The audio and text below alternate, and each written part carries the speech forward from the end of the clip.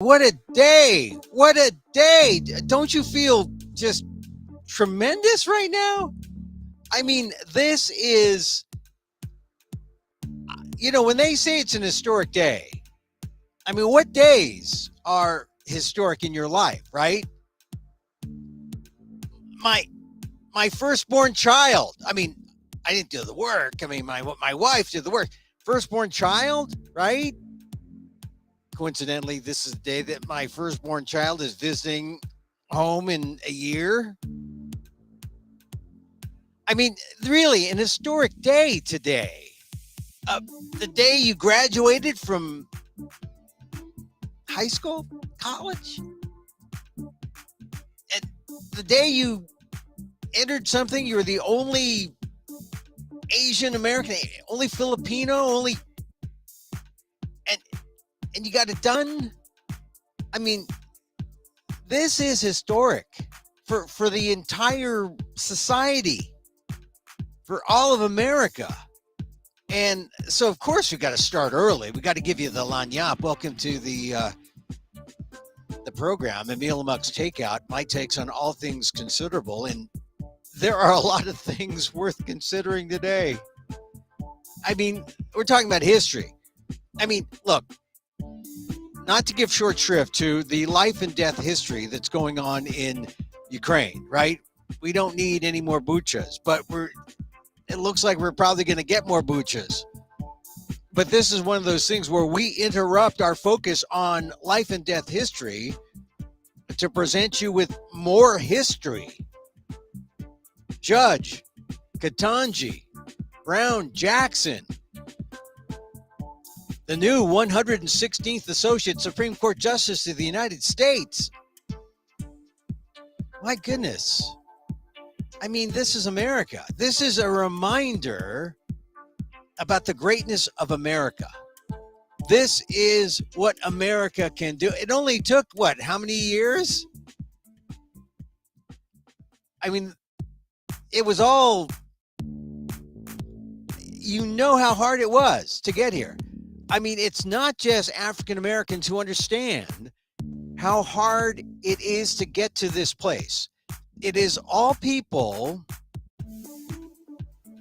who are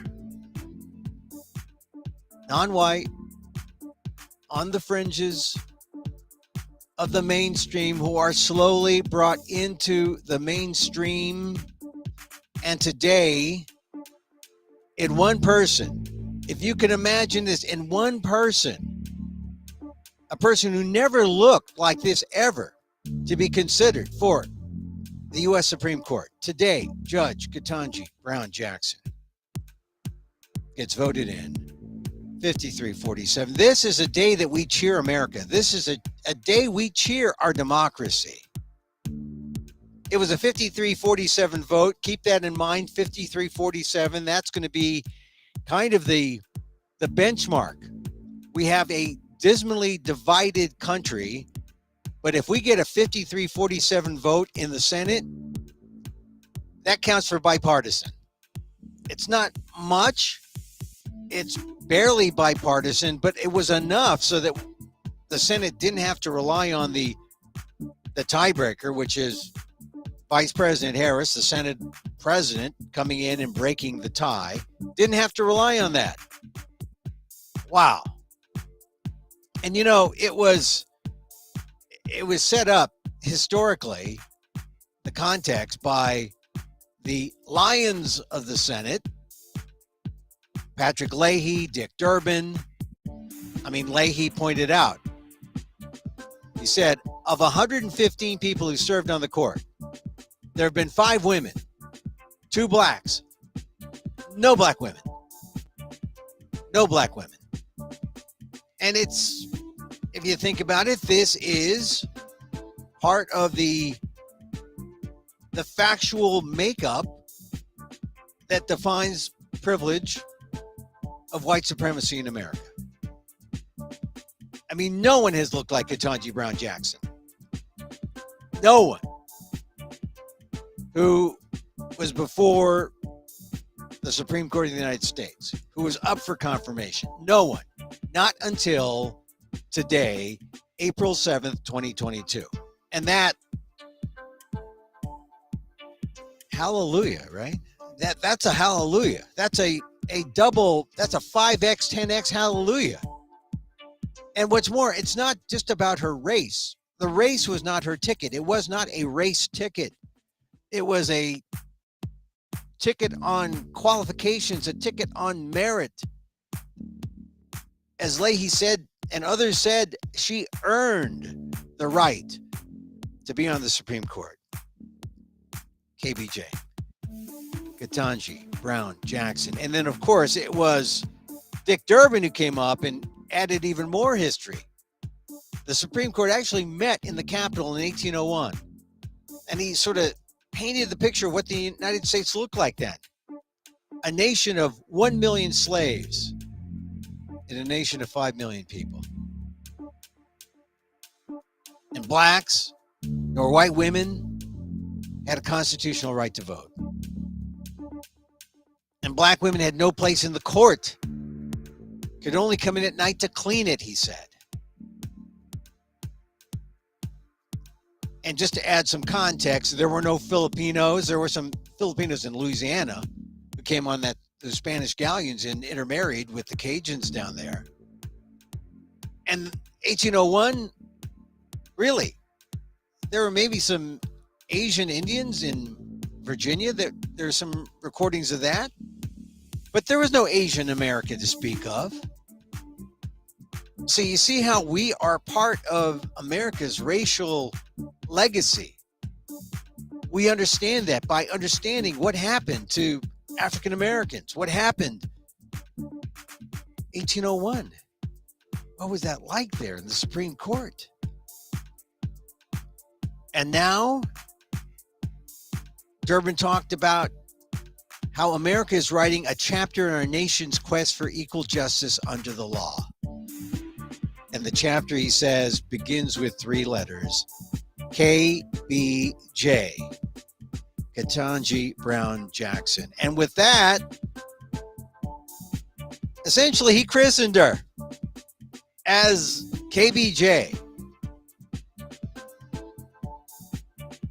Because she's going to be in that post for a long, long time. You know, Durbin was kind of interesting today. He started his speech talking about how this week, 54 years ago, MLK was shot and killed in Memphis. And then he quoted a speech from Dr. King at the Mason Temple there. And he said, the quote was, "I've looked over and I've seen the promised land. I may not get there with you, but I want you to know that we as a people will get to the promised land." And now in some way we have. The KBJ era has begun. You know, it was not easy. This was sort of, it wasn't a foregone conclusion, but the votes were already known because the Senate, as you know, deadlocked at 50-50. You got 3 Republicans who came out and said, I'm going with her. I'm going to vote for KBJ. Lisa Murkowski, Republican from Alaska.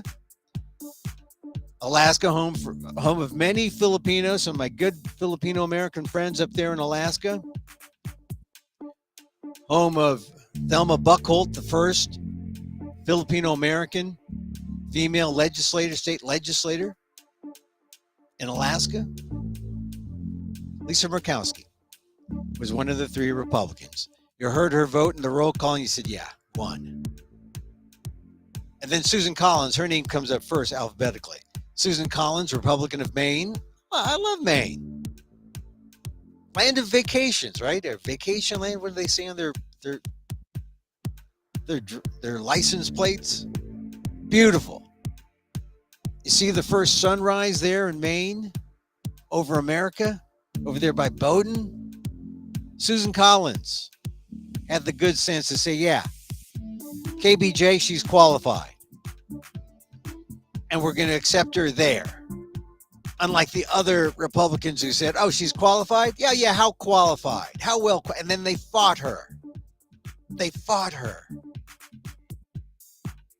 So Murkowski, Susan Collins said yes to KBJ. And then Mitt Romney, who never voted for KBJ in the past and now suddenly is voting for her. Because this is not the first time that KBJ has been before the Senate for confirmation. In her other roles, she needed confirmation. She didn't get Romney's vote. This time she did. Mitt Romney. There are the three. You get 50-50. You take 3 away from the Republicans. They're at 47. You add the 3 to the Democrats. 53, 47. Remember that total, because that will be the total of the kind of bipartisanship that, or the kind of cooperation that passes for bipartisanship in America. But that's all you need. And unlike the partisans like Lindsey Graham from South Carolina, Ted Cruz from Texas, Tom Cotton from Georgia, they treated the confirmation process as if they were hazing for an all-white men's club. You see what they did to Jackson? It was insulting. It was embarrassing.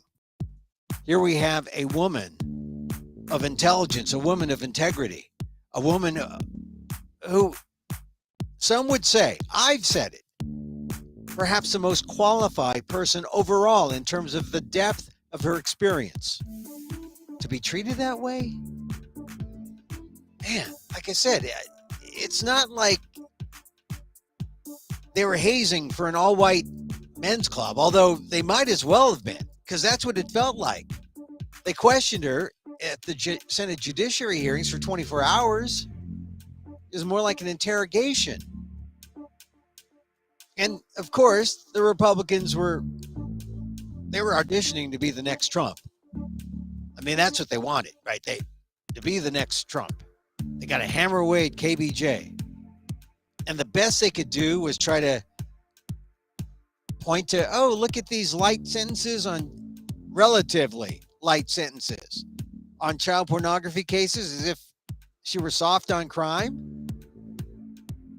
You know, a nominee supported by national police organizations representing both chiefs and the rank and file. That's not soft on crime. She's not soft on crime.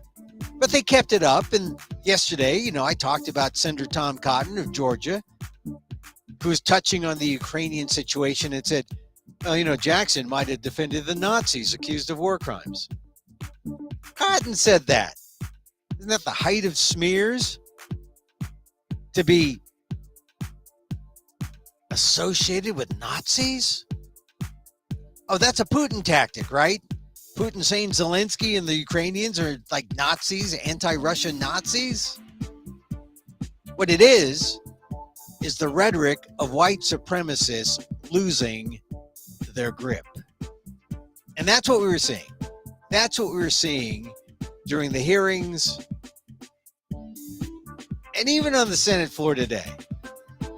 You know, Republicans just couldn't stand it. They couldn't stand giving any respect to KBJ. Lindsey Graham cast his no vote from the cloakroom, didn't want to be seen. I think it was because he wasn't wearing a tie, but it's an excuse. Everyone has an excuse, right? That's called cover in politics. Graham had previously voted for KBJ when she was up for confirmation, you know, in previous times, not this time. Here's one that hurts a little bit. Graham's fellow South Carolinian, Tim Scott, an African-American, also stuck with Republicans, an African-American who voted against Jackson. How do you like that? I mean, I guess he's just being solely ideological and saying that, look, I'm a conservative black. She's not conservative enough for me. I guess. But other black senators, they saw KBJ. Booker was an I vote. Warnock, Raphael Warnock. Warnock actually got up during the debate period and was allowed to talk. and he brought it home. He's the senator from Georgia. You remember how they eked it out to win 2 Senate seats in Georgia? And Warnock pointed out it's because of the vote in Georgia that we got President Biden, and that President Biden is the reason why we got KBJ. And it was really because of Biden's allegiance to the African American community and his promise. He said he would do it. He promised the South Carolinians. He promised during the primary there. He never forgot it. Jim Clyburn, the representative of South Carolina, he got Biden to make that commitment, and the commitment, because Biden's an honorable man. A lot of people don't want to give him any credit, but he's an honorable man. And look at what he did when he nominated KBJ. You can look at my columns on the ALDEF blog, aaldef.org/blog. I was not gushing over the possibility of KBJ when he mentioned. I said, no offense, but there's never been an Asian American. That's what I said. But through this confirmation process, my God, Ketanji Brown Jackson won me over. I mean, I don't see how anyone in America could not have been won over by her when you saw how she stood up to the onslaught by the Republicans at the hearings. In fact, there's one poll that I saw the other day, said something like 60% of the people are fine with her. KBJ deserves, because of her qualifications, not because she's African American, but she earned it, as Leahy said, as others said from the podium, talking about Ketanji Brown Jackson. But the Republicans, they were just immature crybabies right till the end. Who has to cast the last vote? Not in victory, but a last vote in confirmation of the negative. There was Kentucky's Rand Paul. He makes a scene, comes in late, trying to delay the confirmation as much as possible. He dresses informally. He casts the 47th no vote. One last rude and immature strike at the woman they must now call justice.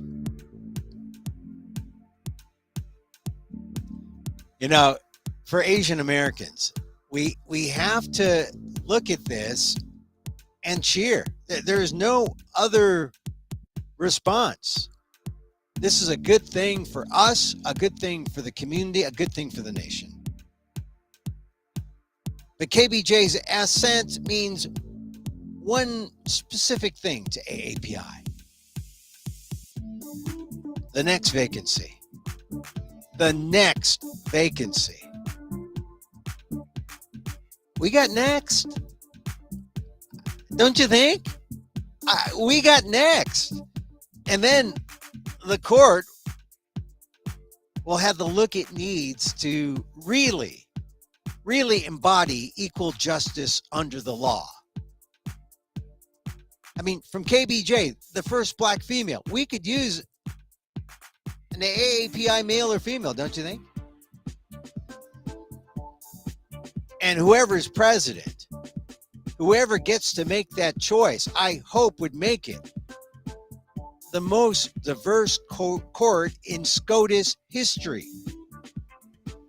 And then it really will be a court that looks like America. We've been waiting. We've been waiting.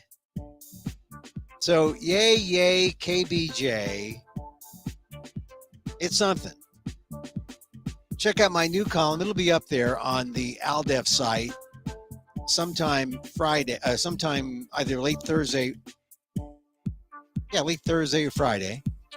Check out my other columns where I talk about how Asian Americans should see ourselves in Ketanji Brown Jackson and how I relate to Ketanji Brown Jackson, because she's a little younger than me, but we both went through that ringer at Harvard, and she went beyond. She went to Harvard Law, and she had something 15 years after I went there that I didn't have, which was the support. She got real support, and it was from her other classmates, or sometimes their classmates would say, or roommates would say, she supported them. So I applaud her. I applaud her wholeheartedly. So check out my column there.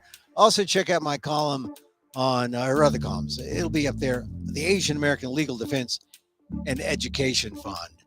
Judge Ketanji Brown Jackson. You know, really, this, to see the GOP get up there and fight her,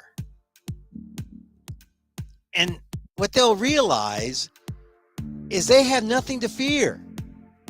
They have nothing to fear except the loss of their white supremacy, which I suppose is a big deal. You know, you're used to it all this time. You know, God, things look awfully diverse around here.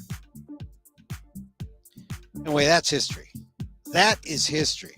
And we'll talk more about it tomorrow. I believe Biden and her are going to give a little press conference after she gets sworn in. She's going to get sworn in, I believe, soon. But she doesn't take the post of retired Justice Stephen Breyer until June. But she has time for a victory lap. She definitely has time. Victory lap.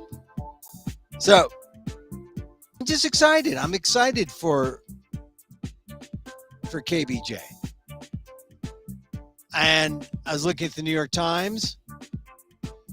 Big 2-word headline in the New York Times on the front page of their website.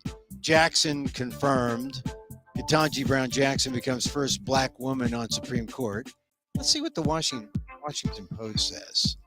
The Washington Post says Senate confirms Jackson to Supreme Court. Ketanji Brown Jackson to become first black female justice in court's 233-year history. I mean, everyone has that picture of Ketanji Brown Jackson and Biden at the White House watching C-SPAN. Of course, everyone was watching C-SPAN. I was watching C-SPAN. And now comes the speculation, people talking about, oh, what is the significance of this? Everyone's going to be talking. It's history, because anytime you have color, every time you can bring color into a situation, you got history. So, oh my God, this is reality? We didn't know this. Oh my God, there are black people here? Oh my God, there are Filipino people? Oh my God, there are Asian American people here? Every time you could do that, that's a plus. That's a plus for reality. We need that. The New York Times has a piece. We belong in these spaces, in quotes. Jackson's successors reflect on her nomination. We belong in these spaces. Judge Ketanji Brown Jackson will become the first black woman to serve as justice. Here's what that means to black women at her alma mater. Of course, there's a woman wearing a Harvard sweatshirt. But just think of that line, we belong in these spaces. And then they have a story. Members of the Harvard Black Law Students Association. I'll tell you, when I was there, and this is something to think about. Harvard just sent out its admissions for the fall, the next incoming class. Black students down, Asian students up, Black students down, Hispanic students down. That is a problem, I would say, wouldn't you? And I don't know how we fix that. I mention it also because Ketanji Brown Jackson is going to probably be on the court that hears that lawsuit that challenges the use of race in admissions at Harvard. And she has said during the hearing, she said that she's going to recuse herself because she was on the board of overseers,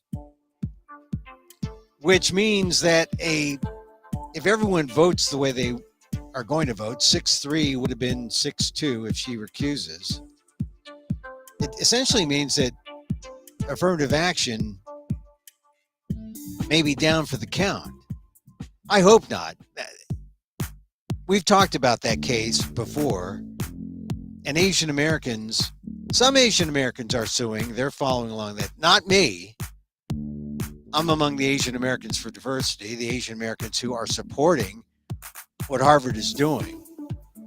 But clearly, if they just sent out admits for the incoming class of 2026, and it shows that African Americans go from 18% of the class down to 15.5%, and Latinos go from 13.3% down to 12.6%, and that Asian Americans go from 27.2% to 27.8%, well, I think something needs to be done, not to take race away from the equation, but something needs to be done to make sure that there's equity, so that there's a balance, so that there's people, a diverse class of people, not just at Harvard, but in any school. What's the formula? No one knows. Everyone's working on it, but we're going to see what happens in the fall when Judge Jackson and the others in the court have to consider this matter. Hopefully they don't get rid of affirmative action. They come up with some way to make sure that it's fair. But it looks like the votes aren't going to be there. Anyway, a side note, don't want to take away from the joy.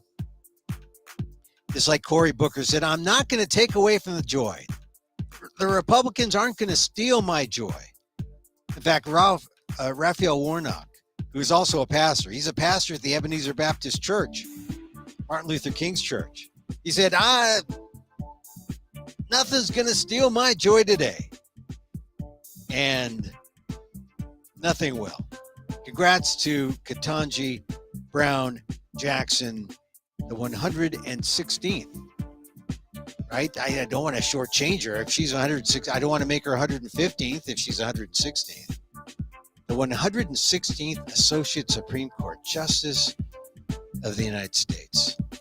Never happened before. When you're a first, you just, oh my goodness, you say, it's unbelievable. You just can't believe it. And of course, we all have our little firsts where you are the first X, Filipino, first Asian American, first Black, first something. And it's just a breakthrough of the racism that we all thought was nailed shut. And we just don't know how to deal with it. And then somehow, some way, we're able to knock down that door. Just open it up. That's the hope. This is just the beginning. And it sends a message to African Americans, sends a message to all BIPOC people, Black, Indigenous people of color. All women. All women. The white boys club is losing its grip.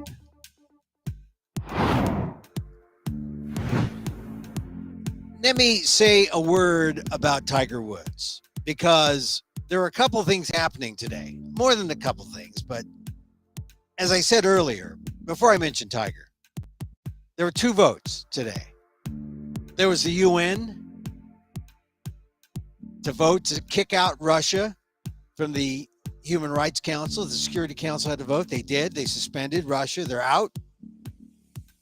Further making Russia into the pariah they deserve to be, the isolation of Russia. It's happening. It's part of that slow march toward some kind of answer for the Ukrainian people. I mean, we're fighting this war on sanctions, or war with sanctions. But in this slow process, that was an important vote at the UN today. The other important vote was with Ketanji Brown Jackson in the Senate. Enough to interrupt the important life or death history of what's happening in Ukraine. But the other thing was seeing Tiger Woods play at the Masters. Now, I'm holding up my book. Not quite yet. I'll be holding it up in a second. I'm holding up my book. This is Amok, Essays from an Asian American Perspective. It won an American Book Award in 2000. And it's a collection of my columns I've been writing for mostly Asian Week, an Asian American publication in San Francisco, now defunct. Not San Francisco, the publication. But the column is now at the Asian American Legal Defense and Education Fund on their website. And it just so happens that 25 years ago, this month, Tiger Woods won at the Masters, and I wrote this column called Diversity's Champ. It begins, just look at him. There's something about Tiger Woods that's plain to see. He's a tanned Asian. If he keeps his hat on, he looks kind of Filipino. Anyway, I wrote that 25 years ago because no one really saw us as being part of the map, of the diversity map. That's why I called him Diversity's Champ. And it made my heart sing when I saw him today tee off for the first time in a major in at least a couple of years. He was about to lose his leg, but he was able to tee off to this morning at the Masters, and he shot one under, -1 under par. I don't know where he finishes. Look, if he shoots par golf, he'll make the cut, I think. And he's got to make the cut. If he makes the cut, he plays on the weekend. And then we got the Tiger Watch. And as I like to say, you might want to say, oh, Tiger, old news. Oh, this is Year of the Tiger. Don't forget. It's Year of the Tiger, and there's Tiger. He's making a comeback. And for all his failures, I mean, he's had some major failures as a person. Whenever he makes the news, and it's like, uh-oh, what happened to Tiger now? But basically, he's a good guy. I think. I mean, on the Louis C.K. scale, Tiger's a little higher than Louis C.K. Of course, if Louis C.K. can shoot one under at the Masters without much practice, I would say maybe he's a little higher. But no, Tiger Woods is special. A yay for Tiger Woods for being out there today and showing the world what you can do on guts and determination. I mean, in the end, that's the story of Tiger Woods.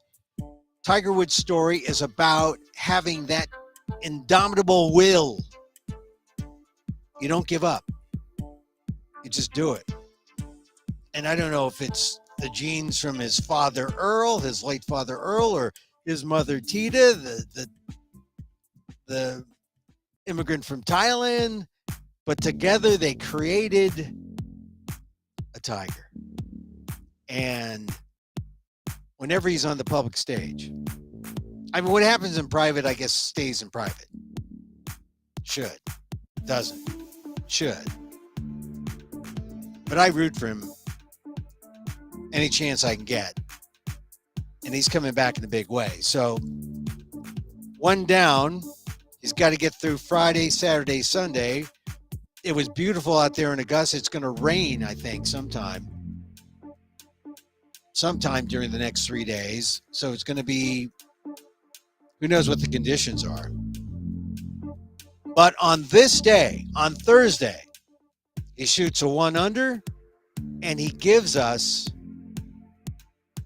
really, I mean, we have two things to root for. Tiger is sort of personal, historic, maybe Asian American historic, because he is Asian American. But yeah, on this day, when history is made, KBJ gets confirmed, Tiger finishes under par. I'd buy a lottery ticket. I think this is a lottery ticket day. You got to feel good. You got to feel good today. So, hey, thank you for joining me today. I want to tell you about something coming up. And this is I'm doing something. I mean, this thing that I do for you here, this is a talk show. Right? I mean, this is me talking about the news. I mean, sometimes I'll say something witty, maybe, but most of the time I'm, just talking about things and trying to provide some insight on the news from my perspective as an Asian American journalist of long standing. But I also do these other things, like I tell stories, I write columns, and I've taken some of my columns and put them into it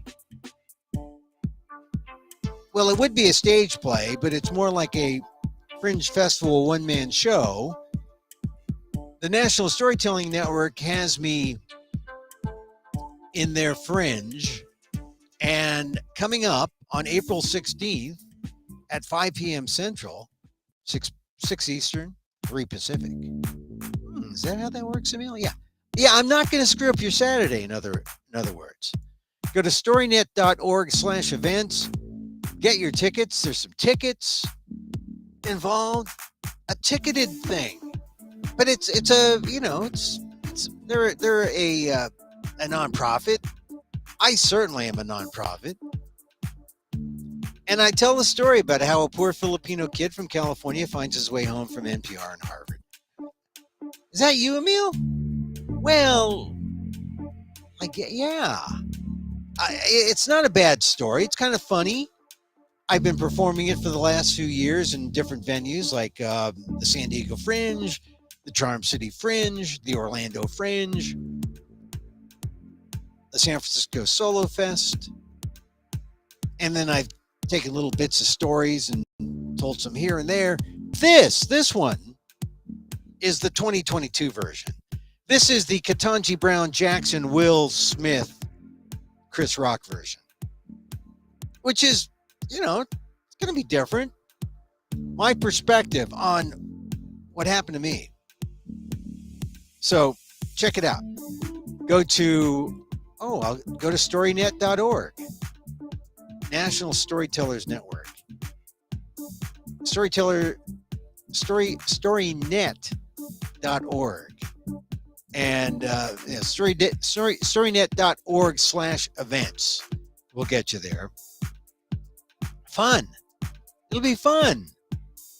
It should be. I mean, you'll laugh, you'll cry, you'll say, "Is there any more lumpia here?" No, you'll like it. You'll like it. It's a little bit of Amok Filipino history, told by your Amok friend, Emil Amok. Check it out. Storynet.org/events, April 16th. That's a week from Saturday. So now you have time. Just like those Republican senators had time to consider, well, what do we do now about this Ketanji? What do we do now? Check it out. It would be good to see. It's a Zoom, so you can be anywhere in the country. And it, like I said, it's not like this. It's not like this. I'm not like this show, the show I'm doing now for you. This is kind of like a talk show. That is more like a solo show. You'll like it. You'll like it. Storynet.org.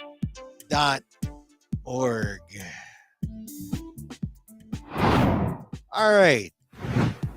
That's going to do it for us today. Yeah. Hey, thank you for listening, watching. I was telling people the ideal way to watch or listen to this show is put it on your phone. Either go to amok.com and get the recording, or take it live off Facebook on emilguillermo.media. emilguillermo.media. Yeah, Facebook at emilguillermo.media, or on Twitter at Emil Amok. Just, watch it there. Put on your headphones, just leave your phone down and just play it. And then do your thing, wash the dishes, What else would you do? Do the laundry? Wash vegetables? And listen to the show. And he said, what? What did he say? And then you're going to repeat. Oh, he said that? An Asian American saying, a Filipino saying that? Imagine that. Yeah, I mean, that's the ideal way. And then, 30, 40 minutes later, it's done. Say, well, it truly is the micro talk show of the AAPI and the AAXs. Yeah. And we subtitle it WDAAAAT. What does an Asian American think? Because indeed, what does an Asian American think about any of this? Established the United States as a full democracy. Oh, we fought a bloody civil war to end slavery. Oh, that's our man Chuck Schumer. This is Chuck. He said some great things. He said, Women organized and reached for the ballot. The civil rights movement brought an end to the vicious segregation of the mid-20th century. And today, we are taking a giant, bold, and important step on the well-trodden path to fulfilling our country's founding promise. This is a great moment for Judge Jackson, but it is even a greater moment for America as we rise to a more perfect union. Hallelujah. I mean, that is the truth. That's Chuck Schumer. That is the truth. We are more perfect, but we could be even more perfect if we had an Asian American on the Supreme Court. I'm not talking about myself, although you don't have to be a lawyer to be on the Supreme Court, but I mean that. We got next. I mean, you want a court that looks like America? We got next. All right, so I just want to say thank you for listening. Finally, I also want to say that, I do a meditation toward the end, because a lot of people, this is the thing about Ketanji Brown Jackson and why she's so important. She gives a boost. You think you're not worth it? You think you don't belong in these spaces? You think, look, I'm in a closet No, Emil, you're too good for a closet. Not even just a Filipino one. You're too good for any closet. Okay, thank you. But I'm just saying, if you're feeling like, oh, I'm not worthy, I don't belong. I know, look, I was 15 years before Ketanji Brown Jackson at Harvard. There are times when I felt like, what am I doing here? What am I doing? And so when Black African-American female law students right now are looking at Ketanji Brown Jackson and saying, girl, thank you. Thank you for being there and letting us know we belong. Because she's saying that to all of us. She's saying it to all of us. We draw from that. We draw from that feeling. That feeling that says, you don't think you're worthy? You're worthy. You don't think you're enough? You're enough. You don't think you belong? You belong. This is where you belong. Listening to the end of Emil Amok's Takeout, where he gives his loving self-compassion talk. Because really, whenever you feel like on the downside of that, like you don't belong, you're not worth it, you're unworthy, that's when you need to turn up the love. The love for yourself. Take this hand here, put it here like this. Take this hand, put it, just give yourself a little squeeze. You belong. Just like KBJ. Don't forget that. And so, as I feel for me, or just as I wish for me, I wish for you. May you be safe. May you be happy. May you be healthy. And may you live with ease. Emil Guillermo here. Till next time, join me, won't you? Mahal